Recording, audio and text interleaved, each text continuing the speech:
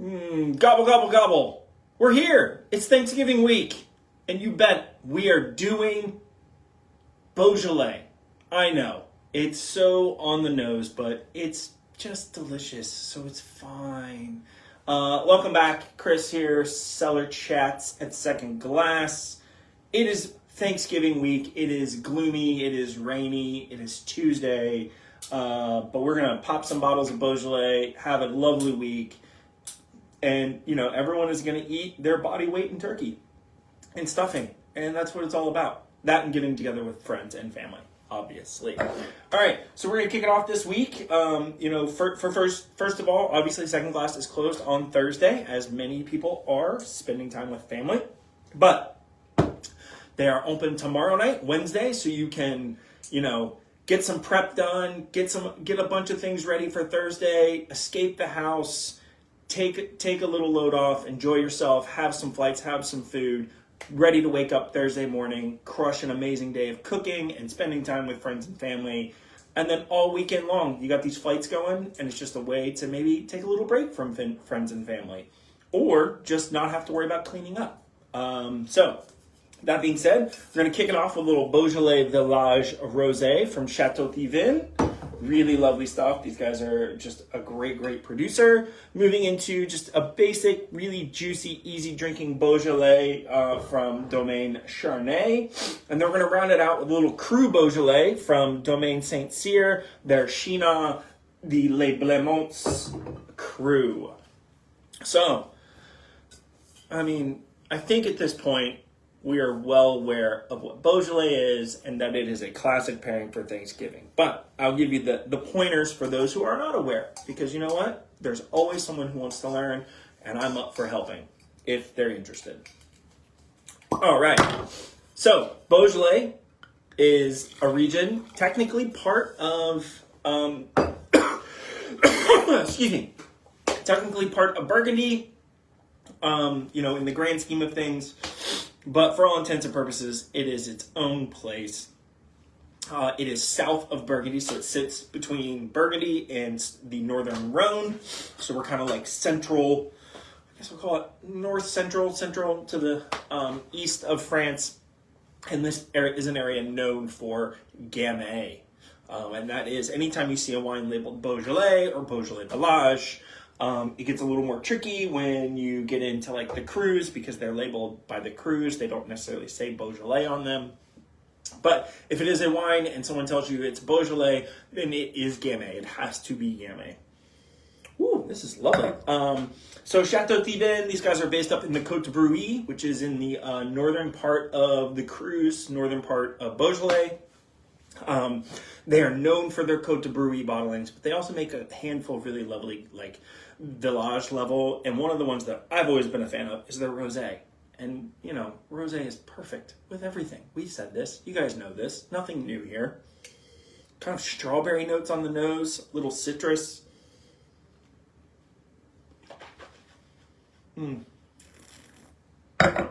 Really beautiful color, great texture, great mouthfeel. Wow. That is delightful. Now, a little backstory, Beaujolais became really synonymous with Thanksgiving, honestly, through a type of Beaujolais or a style of Beaujolais that, most wine professionals do not promote, and that is Beaujolais Nouveau.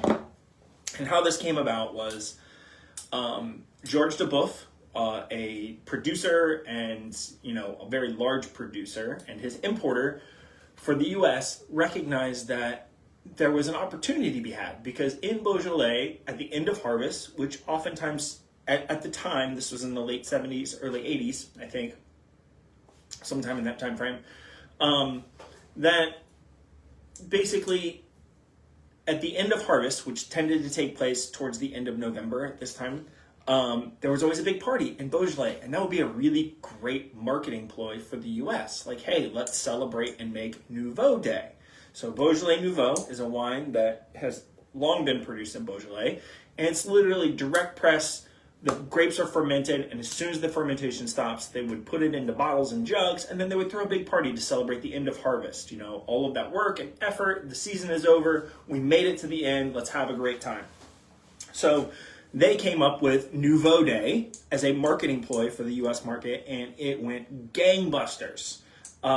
Everybody was drinking Nouveau, and Nouveau Day happened to fall on the third Thursday of every November, which, as we all know, precedes the fourth Thursday, which is Thanksgiving. So Nouveau Day always occurs 1 week before Thanksgiving. So you've got this mad rush of this, you know, fun, colorful label wine that's meant to showcase celebration and having a good time that coincides with a big food holiday. And basically, you know, you put the two together, and that's how you end up with people drinking Beaujolais on Thanksgiving. Now, that all said, good Beaujolais and Gamay actually makes a lot of sense for Thanksgiving. It's bright, it's fresh, it's got red fruits to it, it's good acidity, it's not heavy, it's not weighty. Thanksgiving is a big meal, it's a heavy meal in the U.S. I mean, it's the only place that celebrates it, although there is a Canadian Thanksgiving, totally different date, different reason for celebrating, if I remember correctly, but don't quote me on that. Anyways, they have one too. But Beaujolais and Gamay go really well with Thanksgiving food. So it really makes sense. They do go hand in hand. Now we fast forward a handful of years, Beaujolais Nouveau falls off the rocker because, well, for all intents and purposes, it's not very well made wine. While it's still fun, and you know, I don't hold anything against anybody who drinks them, the wine is not of great quality, and it is just all over the place. Then you've got wine professionals and other people in the industry saying, look, Beaujolais also makes great wine that is not Nouveau, and it's really, really good. So, long story short, that's how we ended up with Beaujolais being such a feature for Thanksgiving. And this rosé is a great option. Or just for a lovely Wednesday or Friday evening, hanging outside in a glass. All right, moving into Domaine Charnay. So these guys are based all the way in the south of Beaujolais. So now we're getting to, so to kind of break down Beaujolais real quick, all of the crews, there are 10, there might be 11 now, they're working on trying to get an 11th. 10 crews of Beaujolais are based in the northern provinces of Beaujolais, and then a large swath of what is the Grand Beaujolais region is in the bottom, and it is not considered a crew. It doesn't have any villages, at least none that you can list on a label. But down in this area, you could call it Beaujolais Village.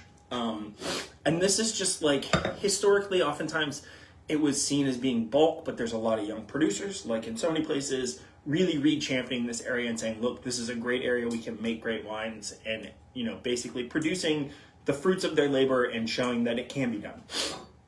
So Domaine Charnay is among one of them. Just a lovely, juicy, easy drinking wine. This is all the things that you want from a quality Beaujolais, where you're just like, I want something that it's not going to break my bank. I want it to do the thing, and I want to drink several bottles with friends. Crunchy berries, blackberries, raspberry, a little pomegranate, a little earthiness.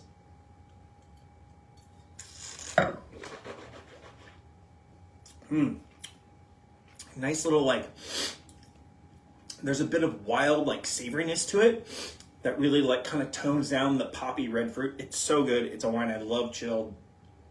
Absolutely stunning. Great showcase of just really easy drinking, entry-level Beaujolais, if that makes sense. Again, that is Domaine Charnay, Beaujolais. All right, moving into the cru bottling. This is Domaine Saint-Cyr. This is their Chénas. So Chénas is basically the third. It's the third cru south of the northern border of Beaujolais. So you got Fleury just above it, and then you have, I think, Moulin à Vent, I think is at the very top, if I remember correctly. Anyways, this is one of the crus that is the closest to Burgundy, as far as like distance wise. And, you know, when you get into the crus, you tend to have more character, you have more structure, you have a little bit, you know, these are higher quality, considered higher quality vineyards, the site, exposure, everything, all those things that make people, you know, nerds and things like that get excited. And also the fruit tends to be more expensive because these are considered higher quality sites. So this is a much more like meaty, dense, like rich style of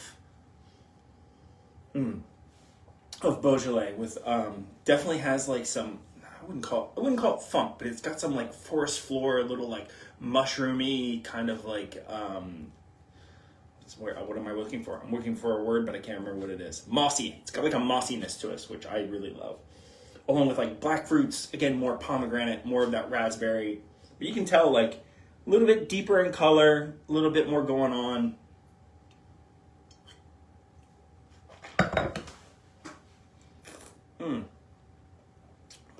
But the palate, oh man, is just pure silk. You know, and you've got a lot of, Beaujolais is all about granite soils. What does that mean other than the fact that we all get to say it's granite? They tend to give these wines that are just very vibrant and light on the palate with a little bit of structure that make them such pleasing wines to drink at all times, particularly with a little chill. That is excellent. All right, let's wrap it up. Keep it quick. Again, the flight this week starts tomorrow night, Wednesday, closed for the Thanksgiving holiday, and then they pick back up on Friday. Come out, support, enjoy yourselves. Be safe with your family. Enjoy your time with your family and friends. We'll be back next week. Look forward to it. Bye, guys.